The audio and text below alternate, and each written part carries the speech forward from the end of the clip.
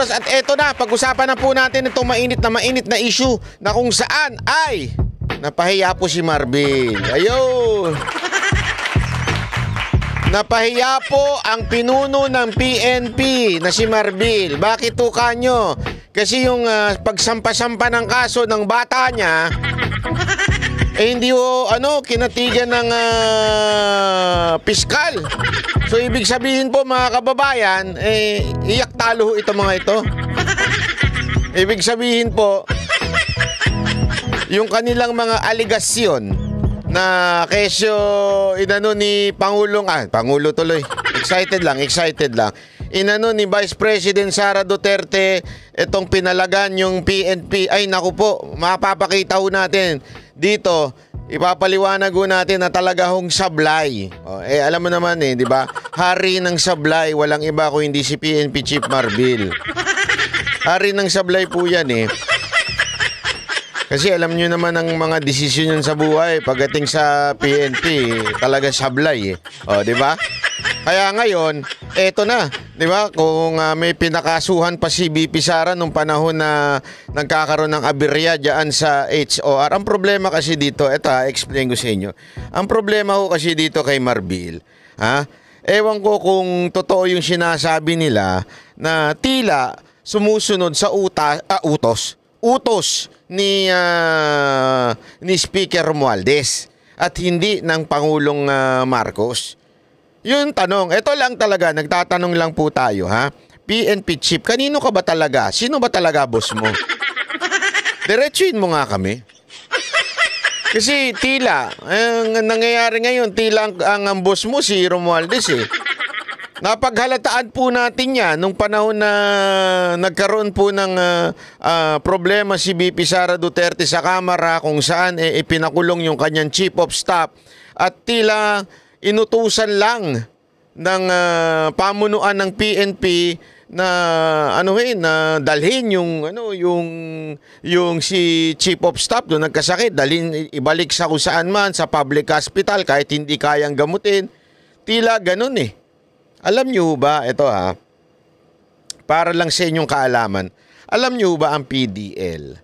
Okay? Ang PDL po kung sakasakali mga, ito, iba pa ho itong usapan sa Chief of Staff Hindi ho PDL yung Chief of Staff ni BP Sara Duterte Pero sabi nila, pagdating ho sa PDL, pagka kunwari nagkasakit ito, maaari itong mamili ng kanyang, ospital na nais. Kunwari, pinayagan siya ng particular na authority at that time. Kasi pwedeng korte magsabi sa kanyang i-hospital siya o di kaya pag talagang emergency pwede yung BJMP. At hinahayaan po, pinapayagan po ng isang PDL o may sakit, nagkasakit o may emergency, maaari po siyang mamili ng kanyang ospital. Kung private, babayaran niya po ito. At kung public, maaari hong government na magbayad doon ito. Kuwari, hindi mo kaya magbayad ng private. So, ano ibig ko lamang pong sabihin? Yung PDL nga, may karapatan na mamili. Ang logic po daw kasi niyan, nung tinanong ko sa isang may alam mo dyan, na isang nasa uniform personnel, ang logic po kasi niyan, siyempre, pagdating sa buhay mo, ikaw ang mamimili na kung sinong gagamot sa'yo. Diba? So, gayon din. Ito, isipin nyo na lamang po. Isipin nyo na lamang po nung panahon na kung saan yung Chief of Staff ni Vice President Sara Duterte hinimatay. Yung Chief of Staff ni BP Sara Duterte ay talagang nahirapan na huminga. At nung dinala sa ospital, it took a while, di ba? We were there. Ang tagal bago nila pinapasok yung ambulansya. Ang tagal bago nakalabas yung Chief of Staff at nadala sa ospital.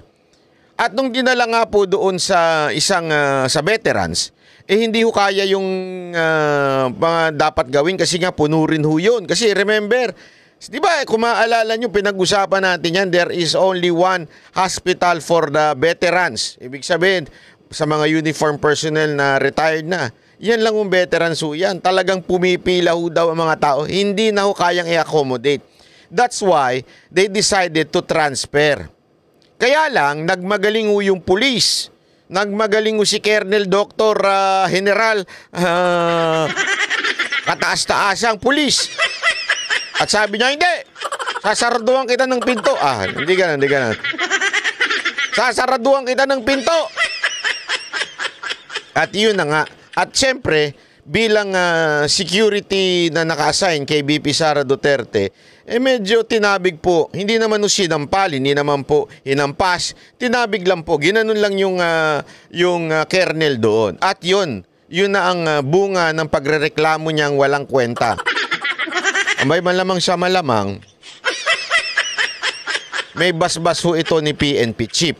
Kasi hindi naman po gagalaw yun ng ganun Hindi naman po gagalaw yung pulis ng ganun kung walang basbas. Tandaan nyo, Vice President yung kinakalaban mo.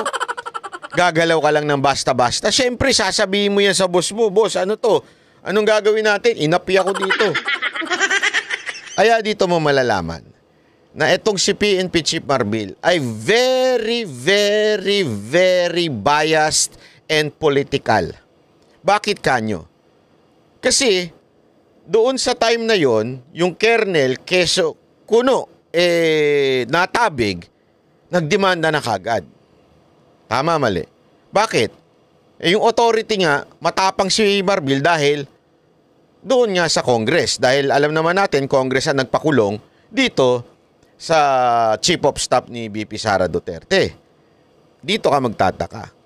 Pero nung inaapi na, tinatarantado na, binubuli na yung kanyang opisyal na si Grijaldo sa Kamara, hindi man lang siya nag-lift ng finger para suportahan ang kanyang tauhan. Bakit? Pag ginawa niya yun, makakalaban niya Kamara.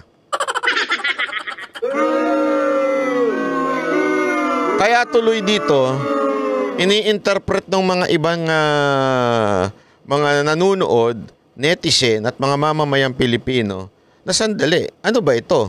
Sariling pulis ba ito ni Romualdez? Ito ba'y tao ni Romualdez o tao ng ating presidente? Kanino na hubang sumusunod na boss itong si PNP Chief Marbil? Kanino ka na ba sumusunod ngayon? Kay Speaker o kay Mr. President? As far as I remember, ang Commander-in-Chief nyo ay yung ating Pangulo, hindi ho ang Speaker of the House. Sa matter of fact, hiwalay nga kayo dyan. Di ba? Pero ang dating ng mga pangyayaring ito, parang pinatutunayan mo na may ganun sa'yo si Speaker. Kaya tuloy, di ba, naalala nyo, may mga chismis na si Speaker daw ang naglagay dyan bilang PNP chief. Kasi tandaan ninyo what we are presenting is not fake news. We are presenting evidence and it's up to you kung ano ang iyong konklusyon.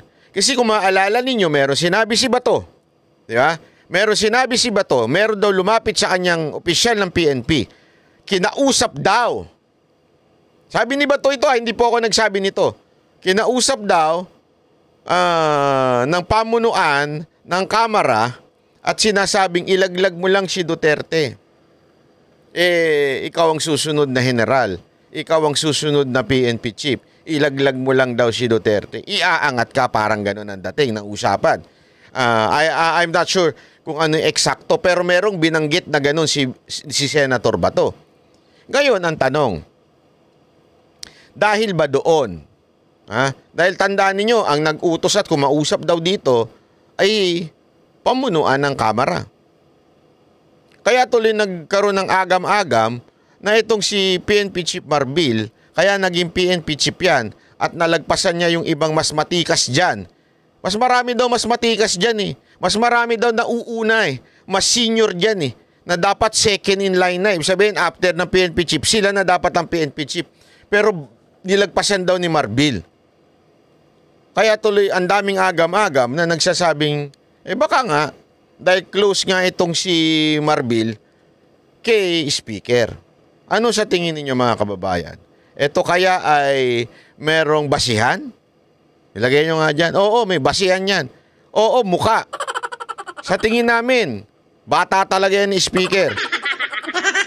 Ano sa tingin ninyo mga kababayan? Ako nagtatanong lang Ako ay minumulat ko lamang ang inyong kaisipan sa mga pangyayari sa ating bayan, it is not for me to say kung ano ang dapat nyong paniwalaan.